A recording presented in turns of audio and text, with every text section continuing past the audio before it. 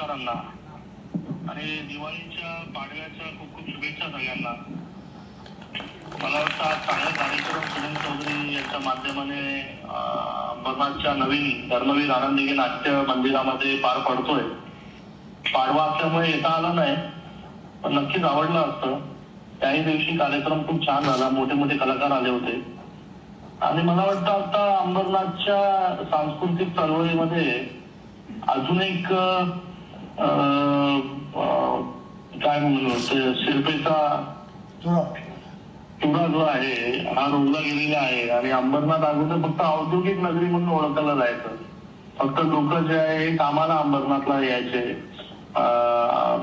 Ordnance factory असो किंवा MIDC असो।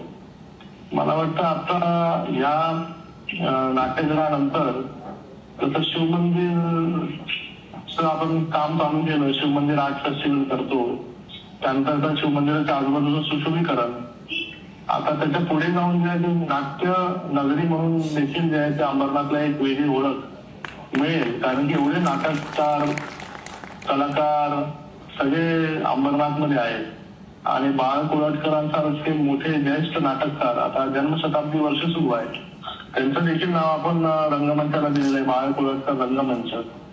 तर मला वाटतं अंबरनाथला खूप वर्षापासूनची खूप मागणी होती, लोक कल्याणला ठाण्याला जायचे आणि आता अंबरनाथला स्वतःचं हक्काचं त्यांचं व्यासपीठ स्वतःचं नाट्य मंदिर मिळालं, त्याचं समाधान देखील आहे।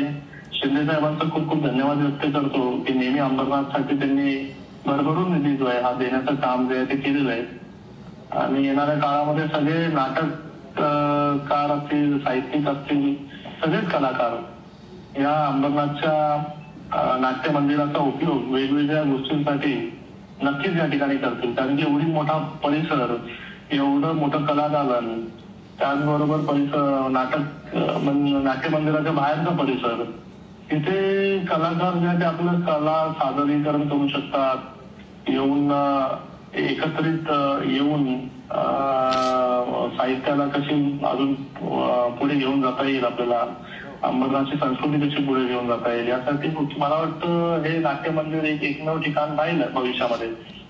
सगळ्यांचा खूप खूप धन्यवाद आणि सगळ्यांना पुन्हा एकदा पाडव्याच्या खूप खूप शुभेच्छा। धन्यवाद सर, धन्यवाद सर।